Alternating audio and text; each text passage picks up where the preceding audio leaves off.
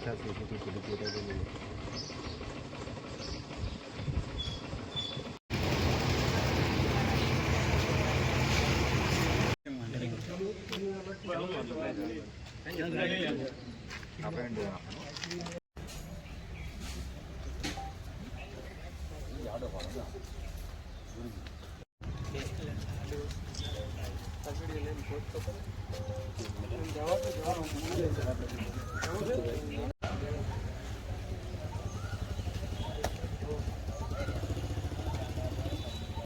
તારીખ 19/5/2025ના રોજ વાગરા ટાઉનમાં એક લૂંટનો બનાવ બનેલો હતો, જેમાં ઓમ જ્વેલર્સની જે સોનીની દુકાન છે તેમાં એક ઈસમે આજે ફરિયાદી છે તેમના મોઢા ઉપર મરચાં તથા મીઠાની પાવડરની ભૂકી નાખી અને એમની દુકાનમાંથી સોનાની 5 ચેન, એક સેટ એમ મળી લગભગ 3,65,000ના મત્તાની લૂંટ કરી અને મોટરસાઇકલ પર ભાગી ગયેલો હતો.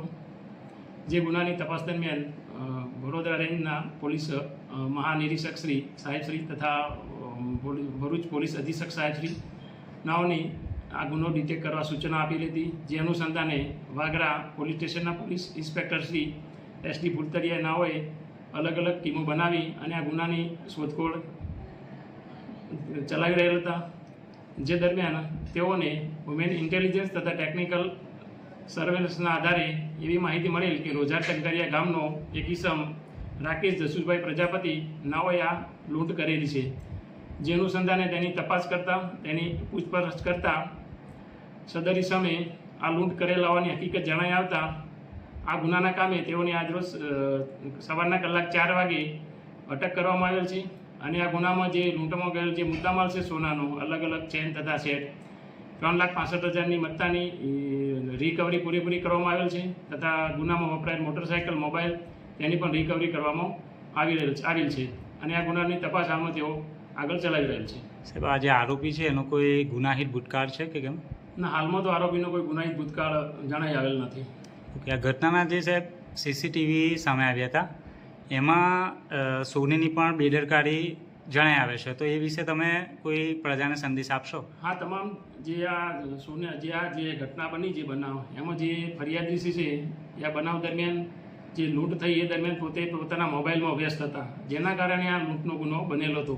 તેથી તમામ વેપારીઓને આ બાબતે પોલીસ તરફથી સૂચના આપવામાં આવેલ છે કે આવા કોઈ વ્યક્તિ શંકાસ્પદ જણાઈ આવે તો એની ખાતરી કરી અને પછી જ એમને મુદ્દામાલ બતાવવો જોઈએ. અને પોતે આવા જે સોનાના વેપારી હોય એમને પણ આવા જે બનાવ હોય, આવા વ્યક્તિ આવે ત્યારે ખરેખર એમને તમામ મુદ્દામાલ જે વેપાર જે કરતા હોય એ દરમિયાન પૂરેપૂરી એને તકેદારી રાખવી જોઈએ. આરોપીએ ગુનાને અંજામ આપતા પહેલા કોઈ રેકી કરી હતી? હાલમાં તો આરોપીની જો પૂછપરછ ચાલુ કરી રહેલ છે, ચાલુ છે અને રિમાન્ડ મેળવવાની કાર્યવાહી પણ ચાલુ છે. પૂછપરછ દરમિયાન હજુ કોઈ વિગત હજુ હાલમાં જણાઈ આવેલ નથી, પણ તપાસ દરમિયાન જો વિગત બીજી કોઈ જણાઈ આવશે તે બાબતે આગળ તપાસ કરવામાં આવશે.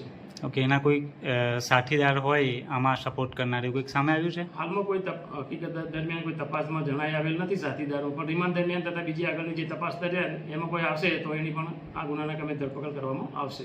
સમગ્ર ઘટના શું હતી સાહેબ? કઈ રીતના ચોરીને અંજામ આપ્યો અને આરોપીને પકડવામાં કઈ રીતના પોલીસને સફળતા મળી? આ જે ઘટના છે આમાં ગામનો જે તોમતદાર છે રાકેશ જસુભાઈ પ્રજાપતિ, એને સટ્ટો રમતો હતો તથા ઓનલાઈન ગેમિંગનો લગભગ 10 લાખ રૂપિયા એ હારી ગયેલો હતો. જેથી એના મનમાં વિચાર આવ્યો કે આવી ચોરી કે લૂંટ કરવું જેનાથી મારી રકમ ભરપાઈ થઈ શકે. જેથી એને સોનીની દુકાનમાં લૂંટ કરવાનો પ્લાન કરેલો હતો. અને જે પોતે લગભગ હાલમાં તપાસ દરમિયાન એકલો જ લૂંટ કરવા આવેલ છે અને લૂંટ કર્યા બાદ મોટરસાઇકલ પર ભાગી જવાનો પ્લાન હતો. અને રસ્તામાં એને આમોદ ખાતે જઈ અને જે તે લૂંટમાં જીતે વખતે જે બનાવ વખતે કપડાં પહેરેલા હતા એ કપડાં પણ એને રસ્તામાં આમોદ જતાં બદલી નાખેલા હતા અને નવા કપડાં પહેરી અને પછી એના ઘરે ગયેલો હતો. ઓકે, તો આરોપી સુધી કઈ રીતના પહોંચી પોલીસ? પોલીસને હ્યુમન ઇન્ટેલિજન્સ તથા થોડી ટેકનિકલ સર્વેલન્સના આધારે આરોપી વિશે થોડી પોલીસને માહિતી મળેલ કે રોજા ટંકારિયા ગામમાં આ ચહેરાવાળો આ ટાઈપનો એક વ્યક્તિ છે અને એનું મોટરસાઇકલ પણ આ ટાઈપનું છે. અને મોટરસાઇકલમાં પણ એને બેગ પણ બદલી નાખેલી હતી. પહેલાં એની પાસે આવી બેગ સાઈડમાં લગાવેલી હતી, એ પણ એક માહિતી મળેલી હતી. તથા એને સટ્ટામાં પૈસા હારી ગયેલો હતો એ પણ માહિતી પોલીસને મળેલી હતી. એટલે ગામમાં જઈને તપાસ કરતાં એના વિશે પૂછપરછ કરતાં માહિતી મળેલી હતી, જે આધારે ગુનો ડિટેક્ટ કરવામાં આવેલો હતો.